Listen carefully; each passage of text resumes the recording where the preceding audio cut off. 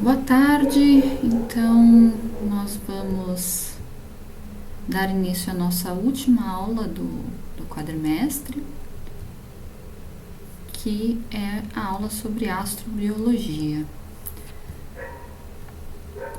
Muito bem, então o que é a astrobiologia? A astrobiologia é um campo de pesquisa dentro da astronomia um pouco mais recente, que vai lidar com a origem e evolução da vida, não só na Terra, como a possibilidade de que ela exista também fora da Terra, né? Qual seria o futuro da vida na Terra e no universo? E a questão chave que a astrobiologia tenta responder é se a Terra é comum ou se a Terra é rara, ou seja, se nós temos vários outros planetas que abrigam vida na galáxia e fora da galáxia ou não, né? Bom, então, obviamente, nós vivemos na Terra, a Terra é um planeta, então uma das primeiras coisas que nós devemos fazer tentando responder essa pergunta é começar a observar outros planetas e caracterizar esses outros planetas, né? O primeiro planeta foi descoberto, o primeiro planeta extrasolar, né, ou seja, o primeiro fora do sistema solar, foi descoberto apenas em 1992. E na verdade foram 3 planetas que orbitam esse pulsar aqui, 1257 mais 12. Né? Então são 3 planetas que passaram aí por um evento conturbado, que foi a explosão em supernova da estrela em torno do qual eles orbitam. Então esse é um planeta meio complicado assim da gente imaginar. Esses 3 são planetas meio complicados da gente imaginar que hoje possuem vida. Mas a partir de 1992, então, começou-se a busca por outros planetas, e 3 anos depois foi descoberto o primeiro planeta que orbita uma estrela típica, ou seja, não uma estrela já morta, né, não um resto estelar. E 10 anos depois, né, um pouquinho mais, em 2006, já existiam 193 planetas descobertos orbitando 165 estrelas, ou seja, existiam sistemas nos quais foram verificados mais de um planeta orbitando uma determinada estrela, né? E qual é a grande dificuldade que se existe em observar e detectar esses planetas extrasolares? A grande dificuldade, a principal dificuldade é que, obviamente, a estrela ela emite luz própria, emite uma grande quantidade de energia comparada ao planeta, que simplesmente reflete a luz que ele recebe dessa estrela. Então, fazer observação direta, imageamento direto de planetas é difícil. Não é impossível, mas é difícil. Então, é mais fácil identificar planetas a partir de métodos indiretos. E aí, lá no Moodle, né, tem uma lição específica tratando essas 5 técnicas de detecção que eu apresento aqui agora só para a gente relembrar. Né? Uma é da velocidade radial, a outra de astrometria, a técnica de trânsito, microlentes gravitacionais e, por fim, o imageamento direto. Né? E nós vemos que cada uma dessas técnicas, ela vai preferencialmente detectar planetas em uma determinada faixa de massa e uma determinada distância da sua estrela em torno da qual ele orbita, né? E daqui veio, então, a primeira questão do questionário do ensino sob medida dessa semana. Né? A questão era a seguinte: a partir das principais técnicas de detecção apresentadas na lição Detecção de Planetas Extrasolares, você acha que temos uma visão clara da diversidade dos planetas em termos de tamanho e distância à sua estrela? Explique. Então vamos ver algumas das respostas, né?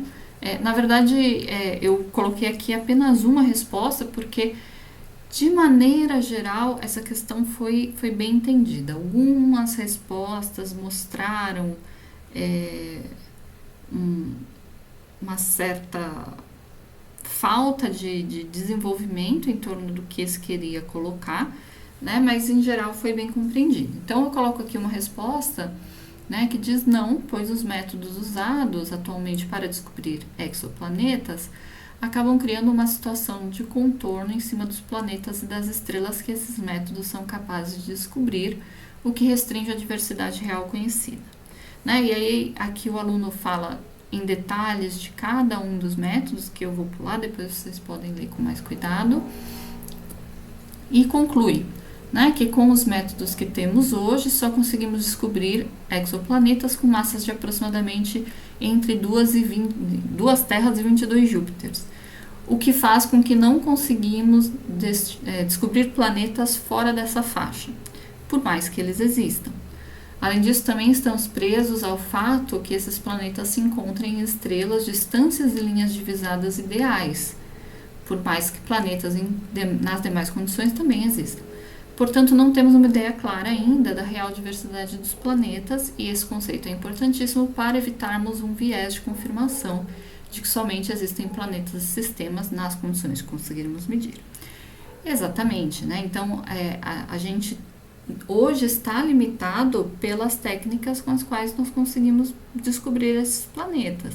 É claro que com o avanço da tecnologia, a gente vai conseguindo expandir cada vez mais o alcance dessas técnicas para tentar ter uma população de planetas extrasolares que seja mais condizente, de fato, com a realidade. Né? Isso a gente lembra que isso também passou pela questão das estrelas, né? A gente só começou a conseguir observar estrelas de baixa luminosidade também mais recentemente, né? Aquelas anãs ali vermelhas lá na pontinha da sequência principal para a faixa de baixas temperaturas, a gente só começou a detectar também há apenas algumas décadas. Então isso é natural, e aqui a gente vai ver um pouco como que estão então essas determinações. Uma boa forma de ver isso é justamente nesse diagrama aqui. Esse diagrama é de 2012, tá? Então já é um diagrama aí um pouco mais velho, né? Na época, apenas 843 exoplanetas eram detectados. E aqui a gente tem a multiplicação da massa vezes o seno do ângulo divisado, né? Então, justamente toca naquele ponto que o aluno mencionou na sua resposta. Algumas técnicas a gente precisa de um sistema mais de frente para observar, outras técnicas do sistema mais de lado.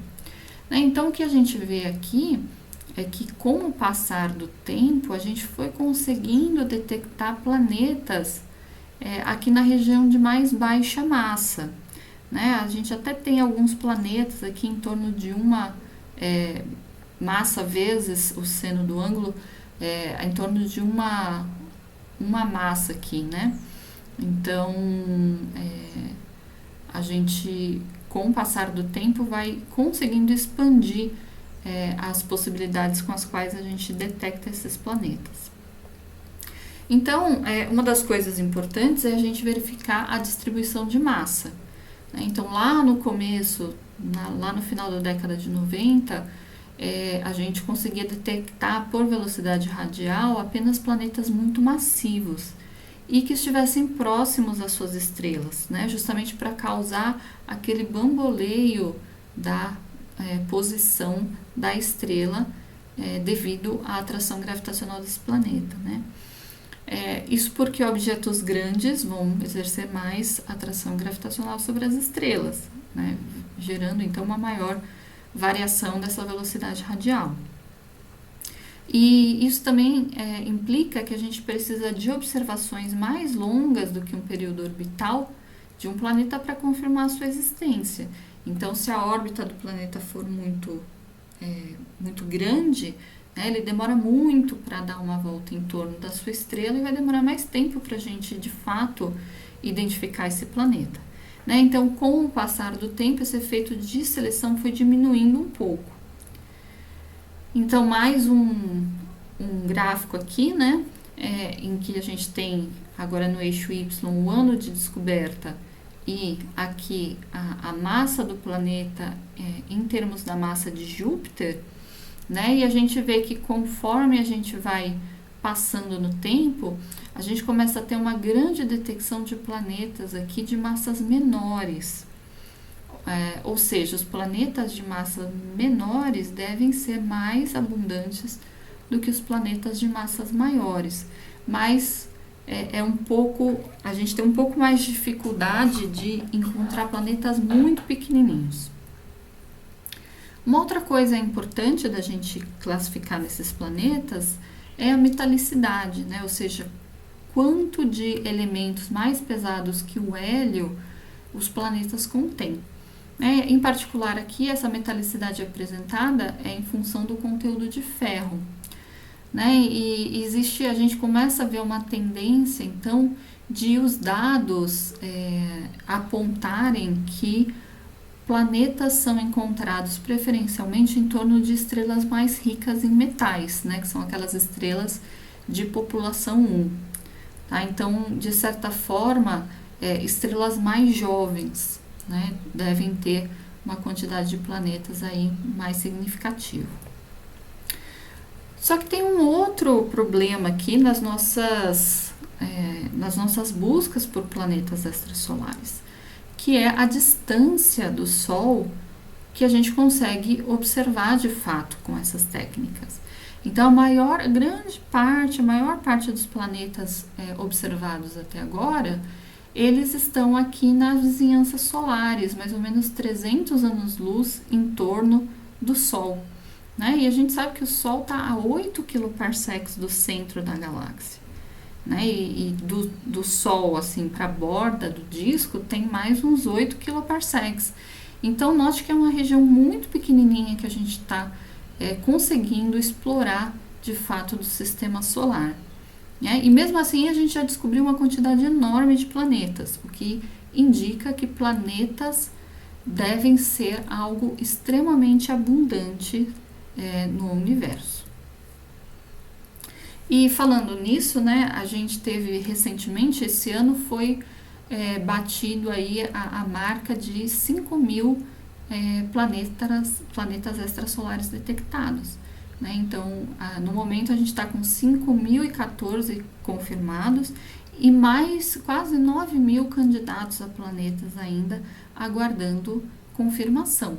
E esses 5.000 planetas, eles estão aí em pouco menos de 4.000 sistemas planetários. Então, também a gente está começando a ver uma grande profusão de sistemas múltiplos planetários. E aí, se vocês entrarem nesse site aqui da NASA, tem uma porção de coisas interessantes ali, e em particular como que se dá essa distribuição dos planetas em termos das suas características. Então a gente vê uma grande quantidade de planetas gigantes, então planetas gasosos tipo Júpiter e Saturno, e planetas aqui do tipo Netuno, que são gigantes, mas são mais compostos por gelo, e eles são a grande maioria, mas não necessariamente porque eles são os mais abundantes no universo, mas porque as nossas técnicas permitem que a gente consiga detectar esse tipo de planeta de forma muito mais fácil do que os planetas menores, que estão aqui como as superterras, que são planetas aí que têm tamanhos entre o tamanho da Terra e o tamanho de Netuno, e planetas menores, rochosos, do tipo terrestre, que são, até o momento, a minoria dos planetas que a gente já conseguiu detectar. Bom, mas então a gente sabe que a gente tem planetas, e a vida nesses planetas, será que ela existe ou não? Então, uma das questões da astrobiologia também é tentar encontrar indícios de que a vida pode se desenvolver nesses planetas. E então, para isso, a gente tenta estudar como é que a vida surgiu no nosso próprio planeta. E uma das hipóteses, de como a vida surgiu nesse planeta, a hipótese mais plausível dentre as que estão aí no mercado, é a chamada hipótese de Oparin-Haldane, que significa que você tinha moléculas simples. A gente sabe que as moléculas simples existem no universo. A gente viu, por exemplo, uma quantidade grande de moléculas quando fez espectroscopia de cometas, por exemplo, né? Então a gente sabe que elas existem, a gente também sabe das nuvens moleculares que elas existem. Então a hipótese é que essas moléculas mais simples poderiam formar moléculas mais complexas, como aminoácidos, como os açúcares, os ácidos nucleicos, em condições planetárias. Né? Então, para isso, você teria, com o passar do tempo, essas moléculas mais complexas se combinando, formando o que a gente chama de biopolímeros, e que vão poder reagir entre si, formando as chamadas estruturas coacervadas, ou seja, aquelas estruturas que lembram a célula. Né? E dentro dessas estruturas coacervadas, também com o passar do tempo, reações químicas passariam a ocorrer e se tornariam tão complexas que a gente poderia considerar essas estruturas coacervadas como estruturas vivas. Né? Então, seria um processo muito lento, no qual você precisa das condições para que todas essas etapas possam acontecer. E em 1953 foi realizado então o chamado experimento de Miller-Urey, né, que era justamente verificar se essas cadeias complexas moleculares poderiam formar estruturas coacervadas em condições da Terra primitiva. Né? Então, o que tinha aqui era uma quantidade de gases, né, com esses aminoácidos, e aqui o que era feito era dar descargas elétricas para ver o que aconteceria nessas condições. Né? Então, essas moléculas aqui, mais calor, mais a eletricidade, o experimento mostrou que você poderia obter aminoácidos e bases nucleotídicas. Né? Então, confirma a primeira parte da hipótese de Oparin-Haldane, que as moléculas simples poderiam reagir entre si, gerando estruturas mais complexas. Né? Claro que o outro passo ainda fica por ser observado. Né? Só tem um problema em particular em relação a esse experimento. Na época não se sabia muito bem quais eram as condições primitivas na Terra e a composição da atmosfera utilizada não é exatamente a composição que se acredita que existia na Terra quando surgiu a vida. Então, hoje em dia, uma das grandes buscas dentro da astrobiologia é justamente ver se experimentos desse tipo, em que você tem câmaras fechadas, na qual você introduz essas moléculas mais simples, esquenta e passa correntes elétricas, nas condições da Terra primitiva, se você obteria essas moléculas mais complexas e, eventualmente, também estruturas coacervadas. Né? Mas até agora, ainda nenhum experimento conseguiu chegar até lá. É claro que uma outra possibilidade é que a vida não tenha se formado na Terra, mas ela tenha se formado em algum outro lugar e que veio parar aqui na Terra de carona em algum meteorito. Né? Essa hipótese é a chamada de panspermia. Né? Então, você tem a gente viu, né, que no sistema solar a gente teve aquela fase chamada de bombardeamento tardio, que aconteceu aí mais ou menos uns 3,9 bilhões de anos atrás, e isso foi um pouquinho antes do surgimento da vida na Terra. Então, surgiu essa possibilidade, dessa hipótese, de que, na verdade, a vida teria surgido em outro lugar e vindo para cá de carona durante essa época aí do bombardeamento tardio. E uma das coisas mais interessantes que surgiu, né, em relação a isso, foi a análise desse meteorito aqui. Né? Esse meteorito, que vocês veem a foto aqui, ele é comprovadamente de origem marciana, né? E ele tem uma idade aí entre 4 e 5 bilhões de anos. Então, muito provavelmente o que aconteceu é que algum, algum corpo grande o suficiente caiu sobre a superfície marciana, ejetando esse meteorito, e ele ficou zanzando um pouquinho pelo universo, pelo sistema solar, e caiu aqui na Terra. Né? Ele foi encontrado lá na Antártida. E essas estruturas que vocês veem aqui, né, que parecem umas minhoquinhas, podem ser potencialmente restos de algum organismo marciano, né?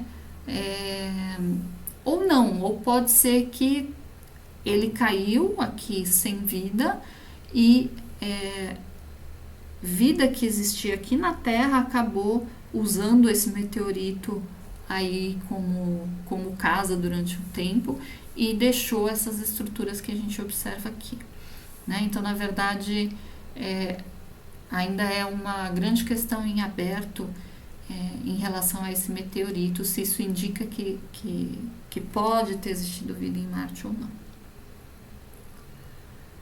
É claro que outra coisa associada à ideia de panspermia é que, bom, se você tivesse organismos vivos aqui no interior desse pedacinho de rocha que foi ejetado da superfície e depois veio cair na Terra, você precisa que esses organismos eles sobrevivam a essa viagem.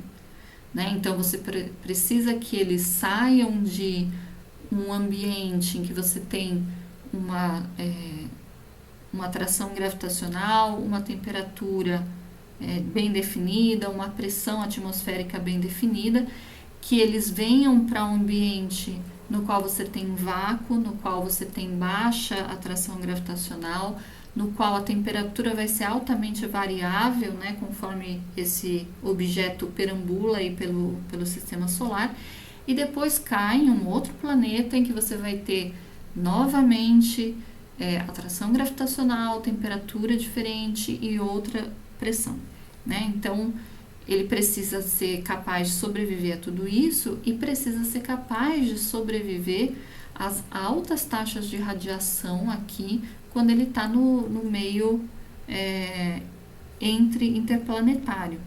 Né? Então, vai ter radiação solar, em particular radiação na faixa do ultravioleta, que a gente identifica aqui na Terra que é danosa para uma grande quantidade de organismos. E também vai ter a incidência de raios cósmicos, né, que são partículas carregadas. Então, esse bichinho, se de fato ele surgiu em Marte e veio aqui para a Terra e sobreviveu a toda essa viagem, ele é um bichinho bastante resistente. Né? Então, tudo isso precisa ser considerado. E como eu já havia dito, né, os compostos orgânicos mais simples já foram detectados em outros lugares, em particular em cometas.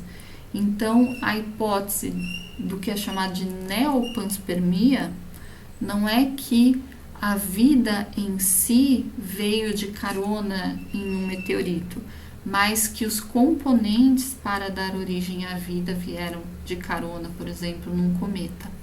Tá?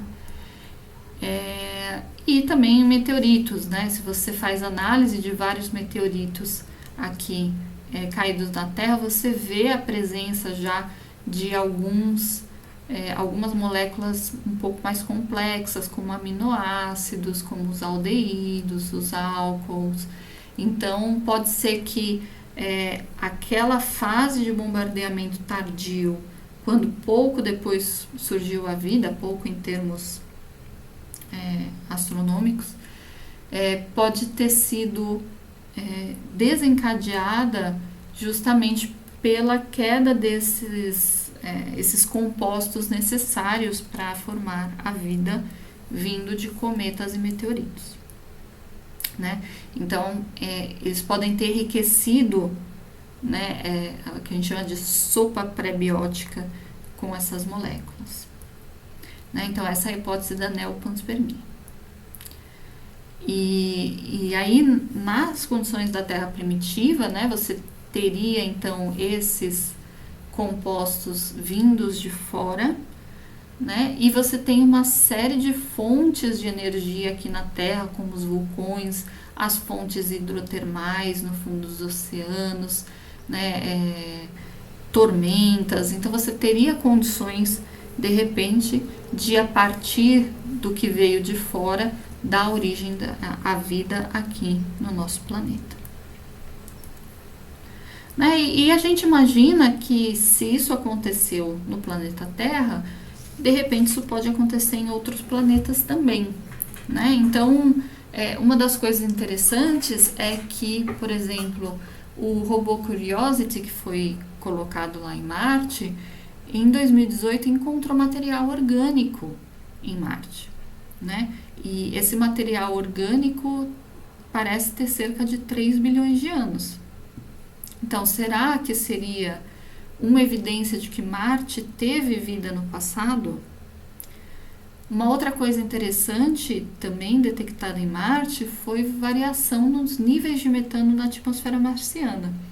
E a gente sabe aqui na Terra que diferentes formas de vida emitem metano. Então, seria essa variação nos níveis de metano também uma evidência de que hoje em Marte também pode ter vida? Né? Claro que a gente fala de vida microscópica, mas será que existe? Então, a astrobiologia ela vai lidar com esse tipo de questionamento. E aí, falando em vida, né, a gente chega na segunda questão aqui do questionário do ensino sob medida. Porque uma das coisas que estavam disponíveis lá no Moodle era também uma lição sobre a zona de habitabilidade, né? E que é aquela faixa ideal de distância dos planetas às suas estrelas, tal que você possa ter água em forma líquida.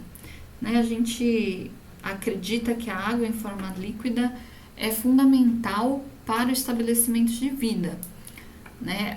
A gente não sabe se pode haver outro tipo de vida, mas a gente sabe que aqui na Terra a quase totalidade dos organismos dependem de água em forma líquida.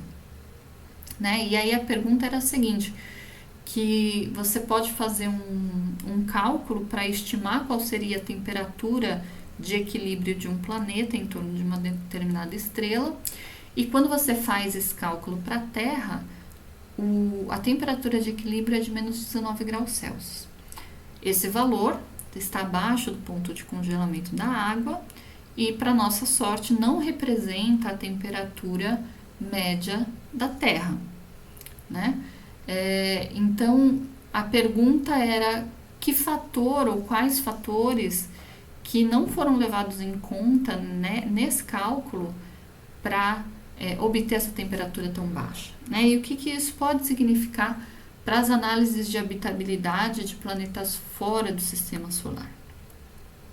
Né? Então, por exemplo, aqui a gente tem uma resposta. Essa discrepância é dada principalmente pela variação do albedo ao longo da superfície da Terra. Para casos em que há um grande gradiente desse valor, a determinação da habitabilidade pelo valor médio torna-se inviável devido ao alto erro associado. Na verdade, aqui a gente precisa tomar um pouquinho de cuidado com uma coisa, né? Os valores médios vão dar a temperatura média do planeta.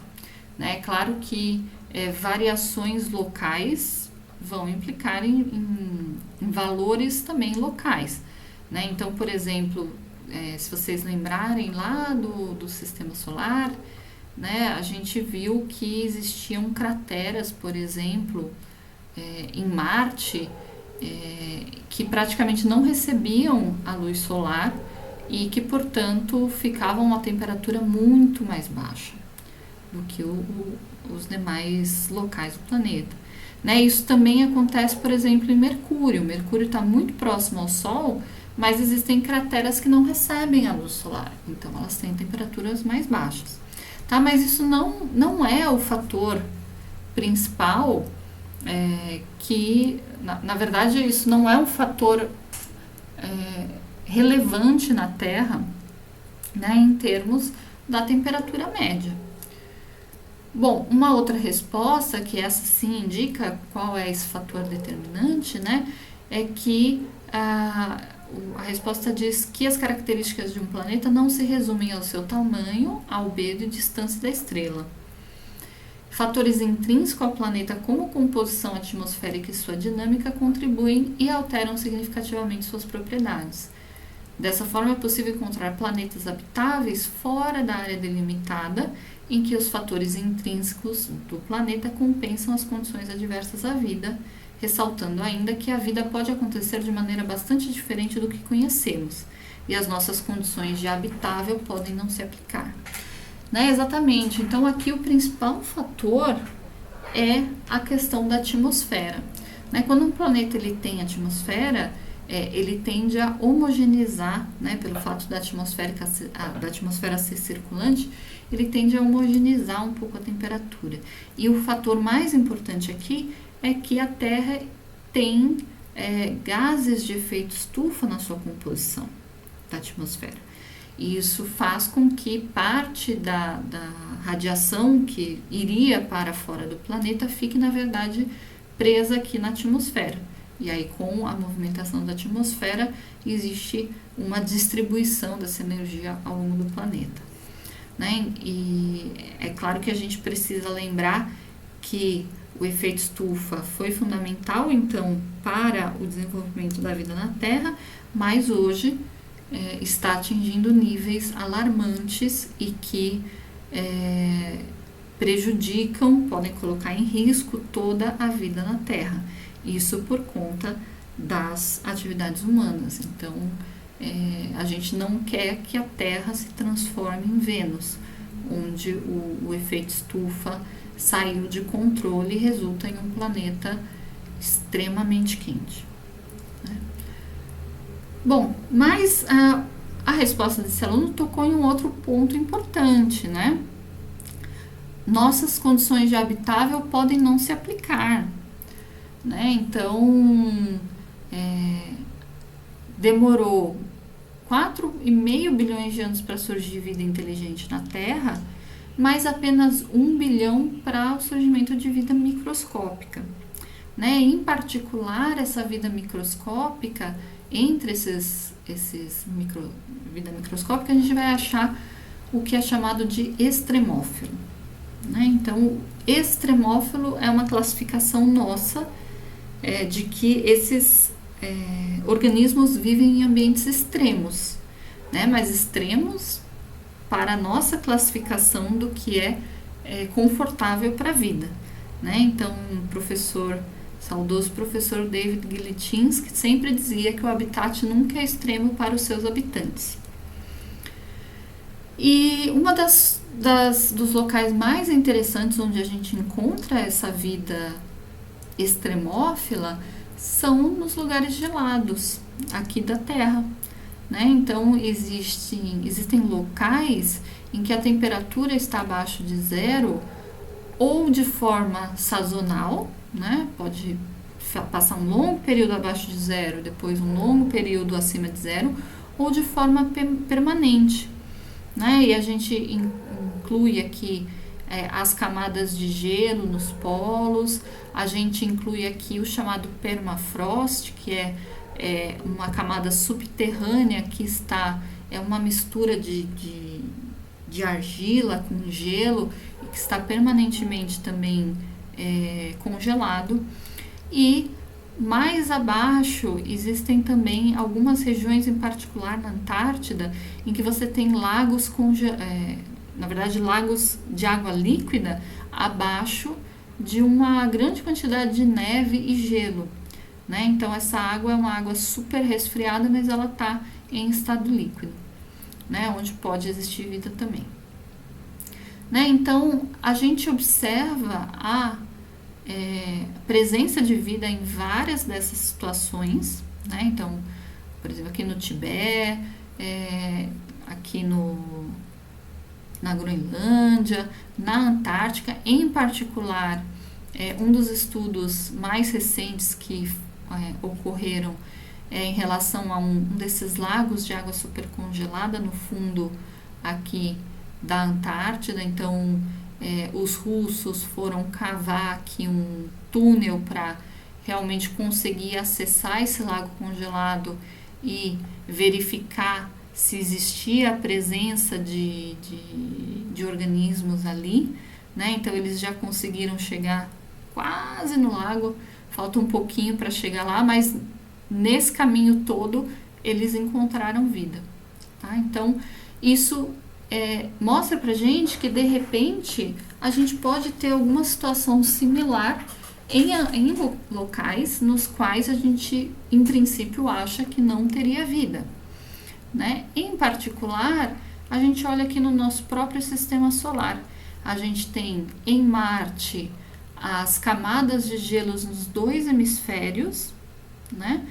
E a gente tem algumas luas geladas que a gente estudou quando falou do sistema solar, né? Em particular, Europa e Encélados são duas luas em que pode existir vida, de repente, né? Na verdade, a gente sabe que elas têm uma camada de gelo relativamente grossa, mas embaixo tem água líquida, então tem um oceano gelado no interior dessas luas, né? E em particular em Encélados já foi detectado, partindo da sua superfície, o que se chama de plumas, né? Nessas plumas, então, existe vapor de água, traços de amônia, CO2, metano e hidrogênio, né? E fazendo um paralelo com a vida que a gente conhece aqui na Terra, a gente conhece micro-organismos no fundo do oceano que usam esses elementos para obter energia e que produzem metano. Então, será que pode existir um tipo de micro-organismo similar em Encélados, né? Pode ser, né? A gente não sabe.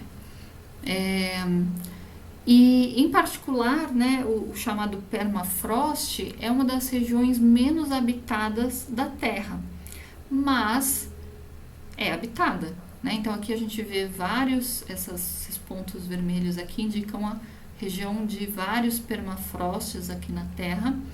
E o interessante é que permafrost também existe em Marte, né? Então, só para a gente ter uma ideia da diversidade de organismos aqui que já foram encontrados em permafrost, né? Então, arqueias, cianobactérias, fungos. Então, será que existe também esse tipo de vida lá em Marte? Entre 4,6 e 3,7 bilhões de anos atrás, foi um período na história marciana na qual as condições da superfície do planeta eram favoráveis ao aparecimento da vida, ou seja, ele ainda era um planeta com uma certa atmosfera, ele tinha a presença de água líquida, então pode ser que vida tenha surgido nessa época.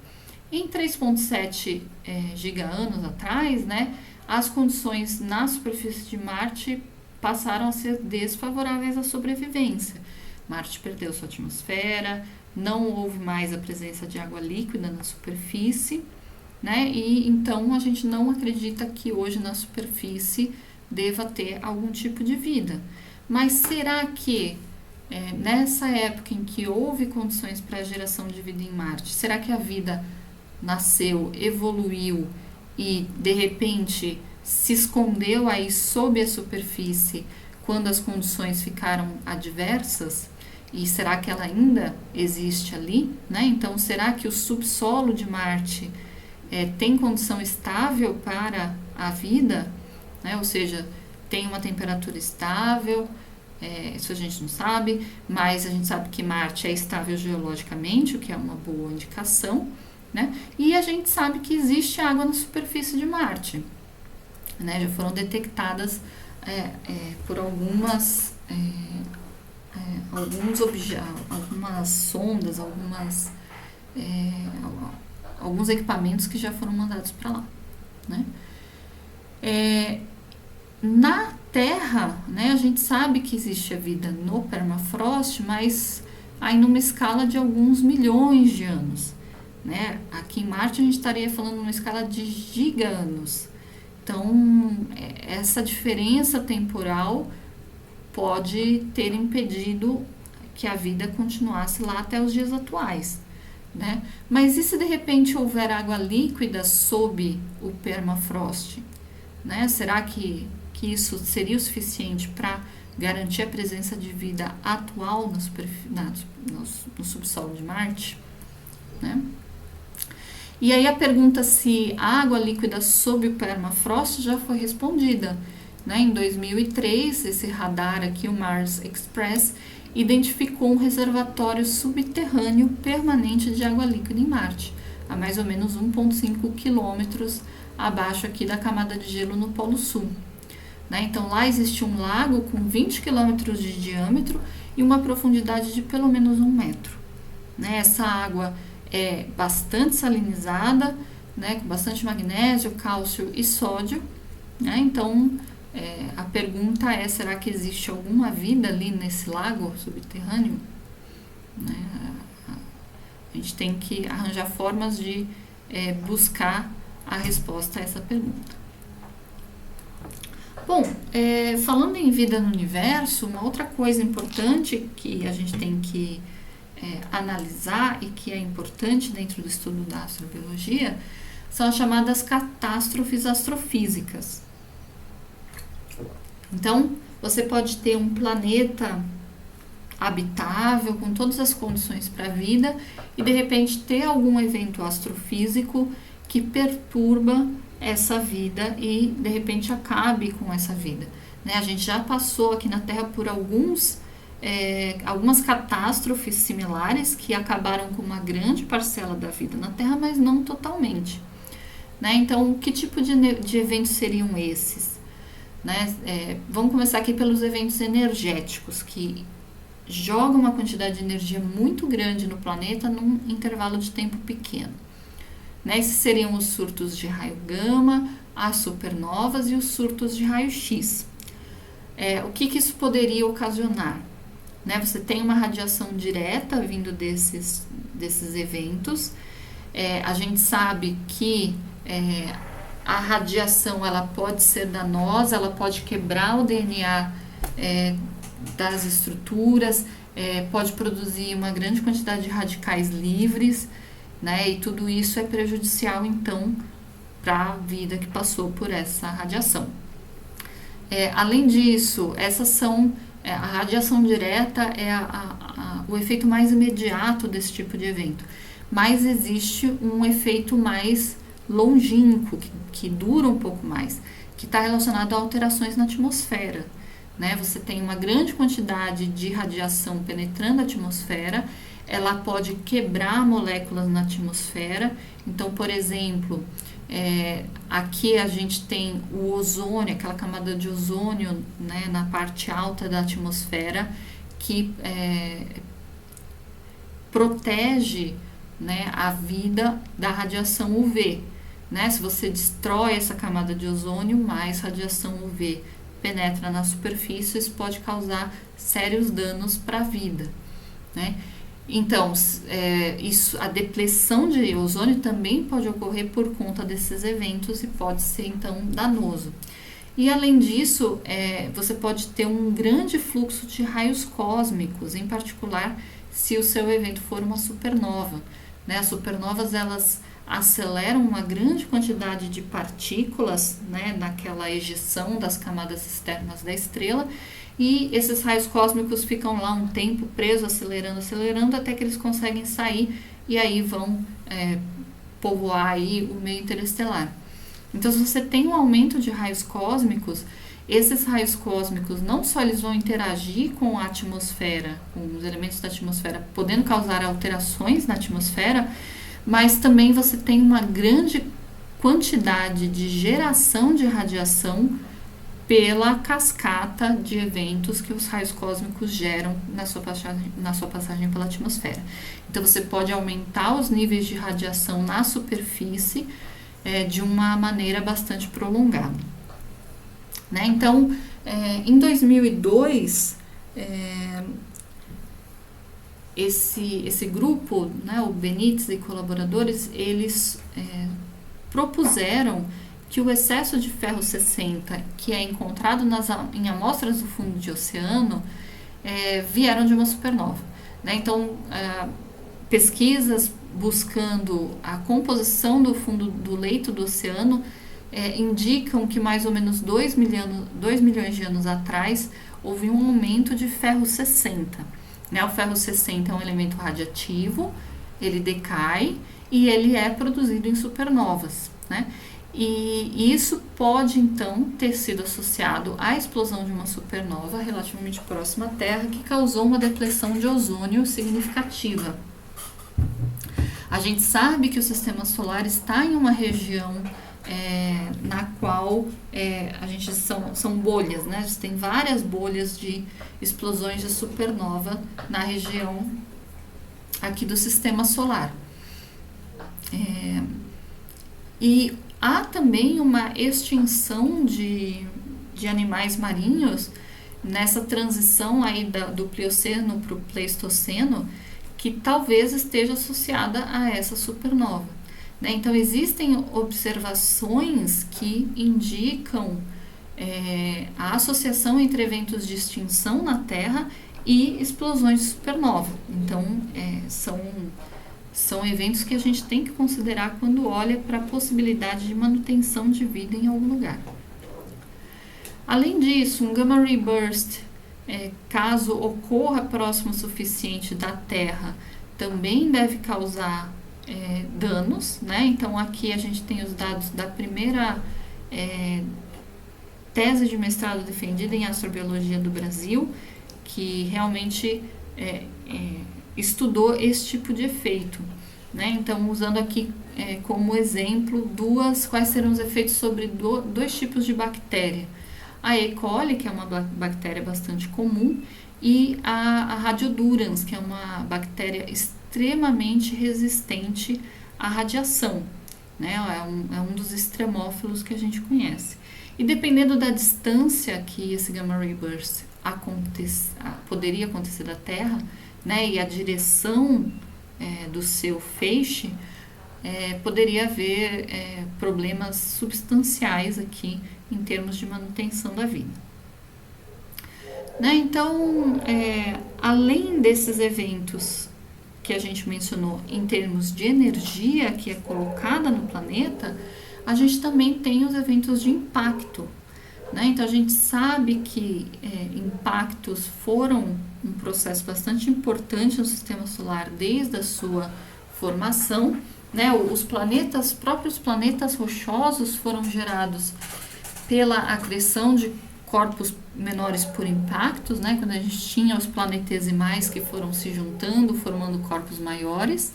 E a gente sabe que teve aquele período de bombardeamento tardio entre 4,5 e 3,9 bilhões de anos. Né? Houve um período um pouquinho mais... Desculpa, o bombardeamento tardio é de 3,9 bilhões de anos e teve um mais intenso um pouco antes, né? Mais para os primórdios da formação do sistema solar. E desde esse bombardeamento tardio, né, a gente está aqui meio que num período de calmaria, aí com poucos eventos desse tipo, mas não significa que não haja eventos desse tipo.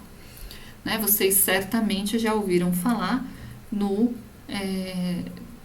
meteoro que impactou ali na península de Yucatán e que está associado então à extinção dos dinossauros. Né? Então, foi descoberta aqui em Yucatán uma cratera que tem 200 quilômetros de diâmetro, com essa idade aqui de 65 milhões de anos, e que deve ter causado mudanças muito drásticas de longa duração no clima terrestre, o que resultou em uma extinção em massa nessa época. Né? Então, além da mortalidade com consequência direta do impacto, né, nos seres que habitavam aqui próximo à região do impacto, ainda houve mortandade alta e distribuída por toda a Terra por conta das mudanças de longa duração. Então aqui, essa tabela está em inglês, mas espero que vocês consigam acompanhar, né? quais são os impactos, quais são as mudanças que ocorrem de acordo com a passagem do tempo, né? Então, é óbvio que numa escala de tempo muito pequena, você tem, obviamente, o próprio impacto que causa uma onda de choque aí, que vai destruir coisas que estão bastante próximas, né? Você tem a possibilidade de chuva ácida, você tem a depleção do ozônio, você tem gases de efeito estufa, né? Essas coisas aqui vão durar décadas. Você pode ter mutações que duram aí vários anos, até milênios, né? Também um efeito estufa agora não de água, mas o CO2, que também dura muito, né? E uma disrupção de clima que dura aí cerca de milhões de anos por conta de um impacto desse tipo. É claro que objetos muito grandes devem ser menos abundantes, né? Então aqui a gente tem uma tabela do diâmetro inicial do objeto que cai na Terra, como função, né, da sua probabilidade aqui, o número por ano por quilômetro quadrado que deve atingir, por exemplo, a Terra. Né? Então a gente vê aqui que objetos aí com diâmetros de mais ou menos 1 metro, eles caem o tempo inteiro aqui na Terra, né? Frequência de 1 hora aí por objeto desse. Se a gente vai, né, e aí esse tipo de objeto, ele obviamente ele penetra a atmosfera, ele sofre uma diminuição do seu tamanho por conta da fricção com a atmosfera, e por isso que a gente vê o meteoro, né, ou seja, aquela iluminação na atmosfera, e aí quando ele chega aqui na superfície, ele fica pequenininho, né, você consegue pegar com a mão. Mas ele causa uma cratera de um tamanho maior, né? Porque obviamente ele chega com muita velocidade aqui. Então, um objeto de 1 metro de tamanho causa uma cratera de mais ou menos uns 10 metros. Se a gente vai para objetos maiores, né? Aí a gente já começa a ter uma frequência menor, né? Então, aqui um objeto com 50 metros de diâmetro cai 1 a cada século. Né? E aqui está mais ou menos o impacto que teve na Sibéria, ali foi no começo do século XX. Né? Na verdade, era um impacto que acredita-se que foi de um cometa, não de um meteoro. E aí, se a gente vai para objetos ainda maiores, começa a ficar mais difícil de acontecer, mas não impossível. Né? Então, aquela cratera ali dos dinossauros, né? Que tinha uns 200 quilômetros de diâmetro, deve ter sido causada por um objeto que tinha inicialmente uns 10, 20 quilômetros. Né? E aí a gente já está numa escala aqui que acontece uma vez a cada centenas de milhões de anos. Né? E objetos ainda maiores, uma vez na vida da Terra apenas. Né?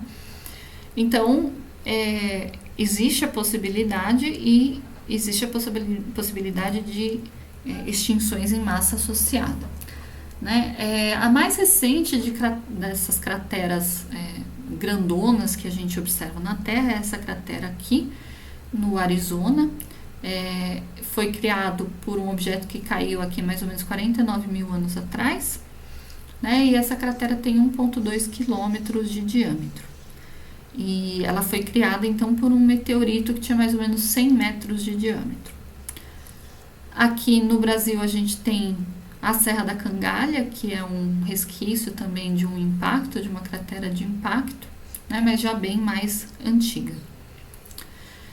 Bom, então, para resumir aqui, é óbvio que a gente tem um curso inteiro de astrobiologia na UFABC, que vocês podem fazer, talvez focado um pouco mais na parte bio do que na parte astro. Né? O objetivo dessa aula foi focar um pouco mais na parte astro do que na parte bio, mas o que a gente pode dizer com certeza é que a gente vê uma série de condições que precisam ser ideais para o aparecimento e manutenção da vida, né? Mas ainda assim, a gente vê um número de possibilidades muito, muito grande para que só na Terra tenha tido essa possibilidade de surgimento da vida, né? Então a gente espera assim que exista outras possibilidades de vida em outros planetas e de repente vidas até diferentes daquelas com a qual a gente está acostumado, baseado em carbono, né, e que necessita necessariamente de água líquida para se desenvolver. Então era só um pincelamento, né, para que vocês aí pensem também nessas possibilidades.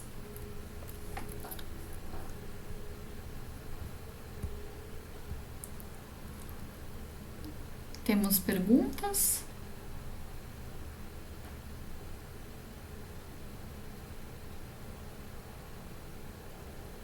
Não?